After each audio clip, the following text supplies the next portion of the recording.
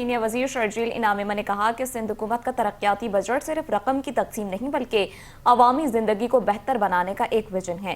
Media سے گفتگو کرتے ہوئے صوبائی وزیر شرجیل انعام ایمن کا کہنا تھا کہ ترقیاتی بجٹ پیپلز پارٹی کی عوام دوست پالیسیوں، چیئرمین بلاول بھٹو اور صدر آصف علی زرداری کے ویژن کا تسلسل ہے۔ صوبائی حکومت نے 1 ٹریلین روپے کا ترقیاتی بجٹ پیش کر کے یہ ثابت کیا ہے کہ ہم صرف وعدے نہیں بلکہ عملی اقدامات پر یقین رکھتے ہیں۔ انہوں نے کہا کہ یہ بجٹ عوام کی زندگی کو بہتر بنانے کے ویژن کی عکاسی کرتا ہے۔ سندھ حکومت نے ڈویژنل ہیڈ کوارٹرز حیدرآباد اور بے نظیر آباد کے لیے 7 ارب روپے کے ترقیاتی پیکیجز مختص کیے ہیں تاکہ شہریوں کو بنیادی سہولیات کی فراہمی کو یقینی بنایا جا سکے۔